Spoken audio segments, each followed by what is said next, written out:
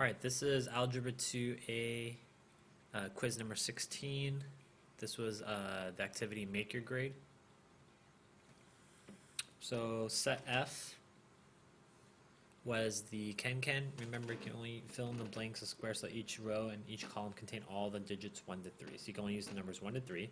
Numbers in the cages, for example, this is a cage, may repeat as long as they are not in the same row or column. So it's a cage because you can see the darkened, but it's lightened here. So I can only use the numbers 1 to 3, 1 to 3, 1 to 3, 1 to 3, 1 to 3, 1 to 3. Notice that none of those numbers are repeating, and these two numbers will multiply to be 3. These two numbers, 3 and 2, will subtract to be 1. Take these two numbers, multiply to be 2. Question number 2, if the perimeter of a rectangle is P equals 2L plus 2W, then W can be expressed as or be written as, I'm going to subtract 2L.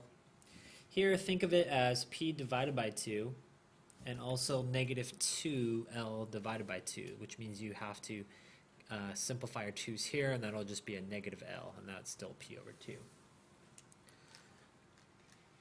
For set D, you're given this question here. Solve and graph your solution on a number line. So I'm going to subtract 6, gives me negative 10. Make sure here the math operation is multiplication, so divide both sides by negative 2, which means you need to flip the inequality sign. Absolute value of x minus 4 is less than 5. We take the argument, which is essentially what's inside the absolute value. The argument's positive and one's negative. Add 4, you'll get x is less than 9. And over here you're going to have divide both sides by negative 1. This gives you a negative 5. Flip the inequality sign. Add 4 gives you x is greater than negative 1.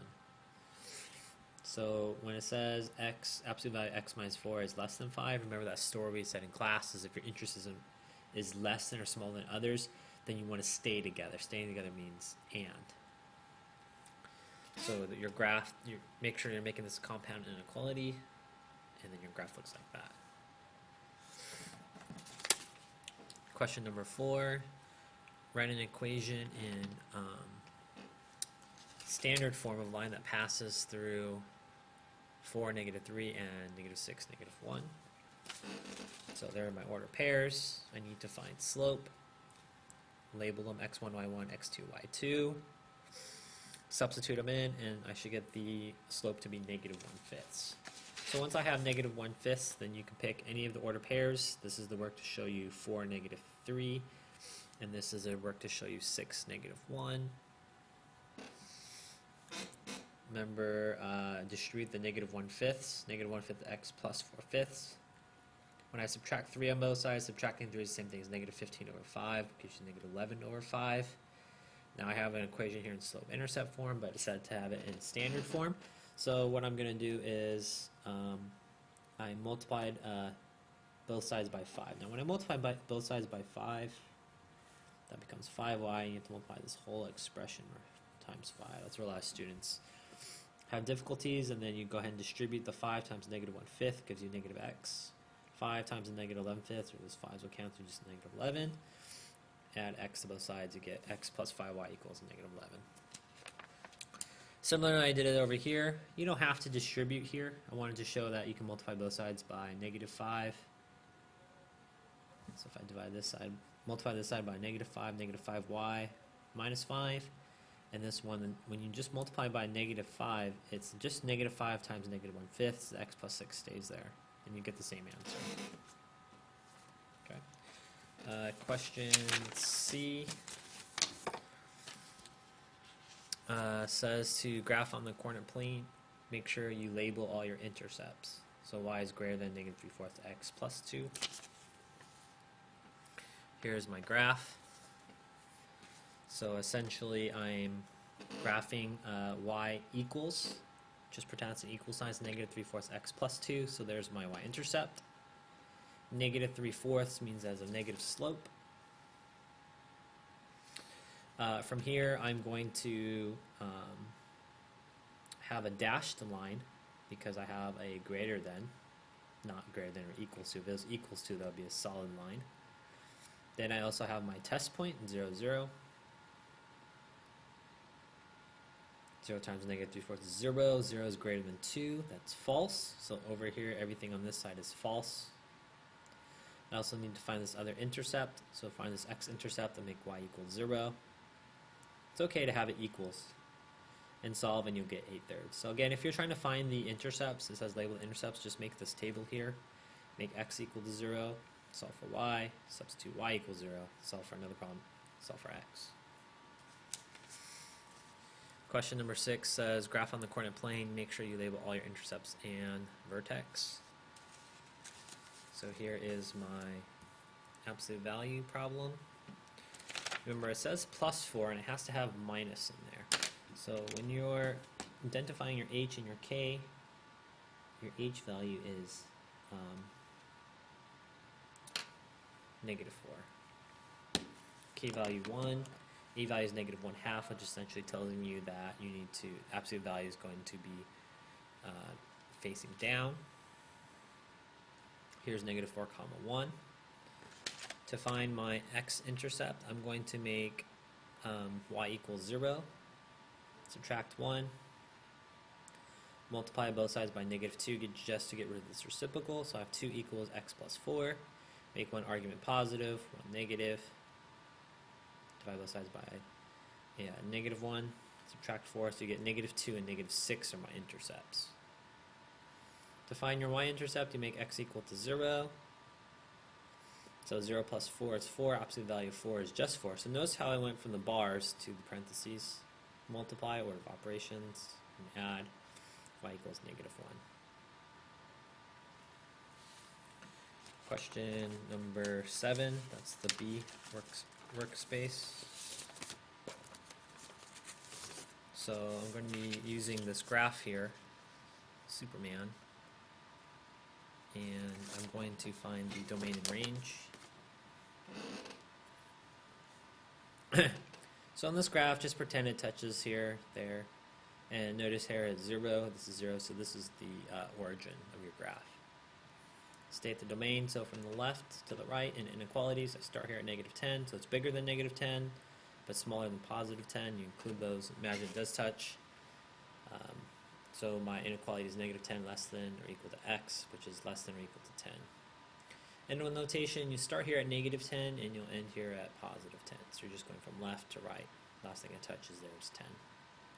The range is bottom to top, which means I start here at -10 and last thing it touches is a +4.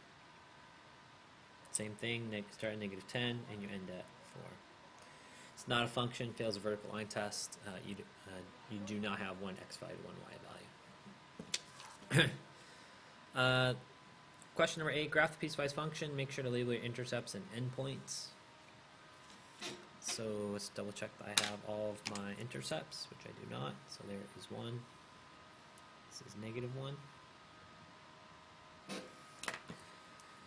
So when I'm graphing this one, -x minus 1. So my restriction here is at 2. So I have this dotted line here at +2 where the x values are at 2. And when I graph -x minus 1, so let's just say go down as a y-intercept of -1, and you have a negative slope, that has to go all the way down to that restriction. It's going to be a closed circle because it's less than or equals to. And here's my endpoint, 2, -3. Make sure to label that. To label the second part of the piecewise function, c of x equals 1, same thing as f of x or y equals 1, which essentially means it's going to be a horizontal line starting at the restriction.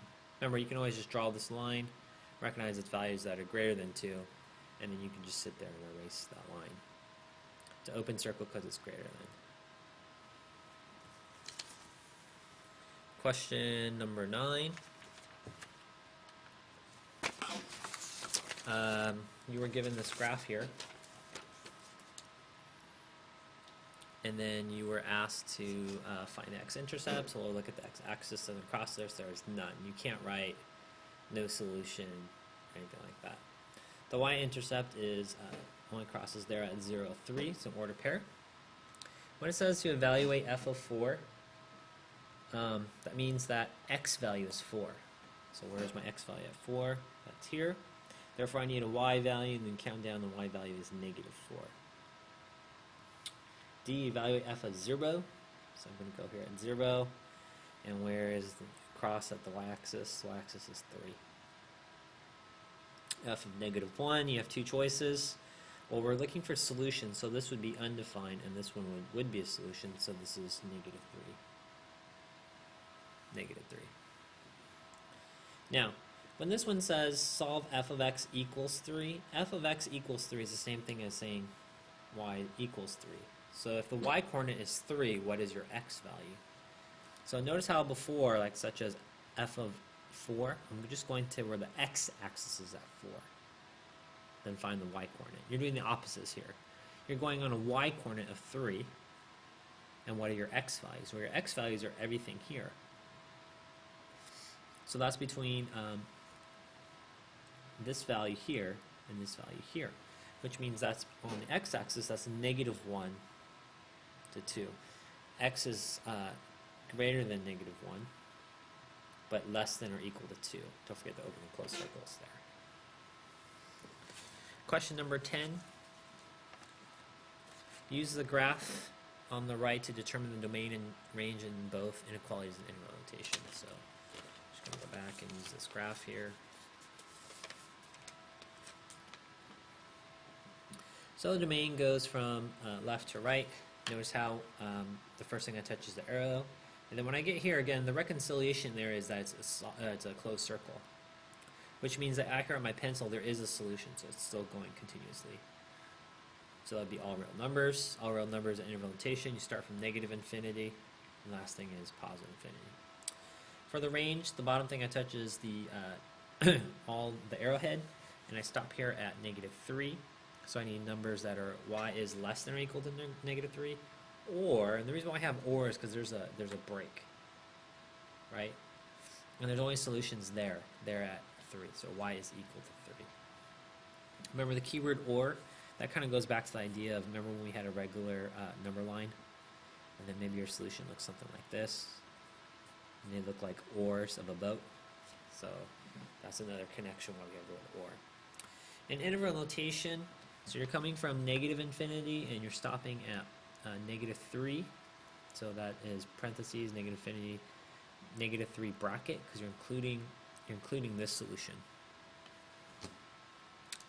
And then we use the word or as for union, and then you have a solution at 3. The very last question I did write was write equations for the piecewise function itself. So let's double check our solutions. Here, let's just say I'm coming from this point there. So you have a rise of 3, run of 1. That should be 3x. Now remember that's plus 0 because they're going to go through the origin. So up 3, right 1, up 3, right 1. So 3x if x is less than -1. So there's my boundary. Any numbers that are less than or equal to is closed circle. Here I have a horizontal or a constant, so I have 3. F of x is 3 if it's between -1, greater than -1, but less than 2. And then here, my last one, I have a slope of -1/2. I know that because I can go down 1, right 2, or up 1, left 2. And there gives me a y-intercept of -2. Values are x is greater than 2.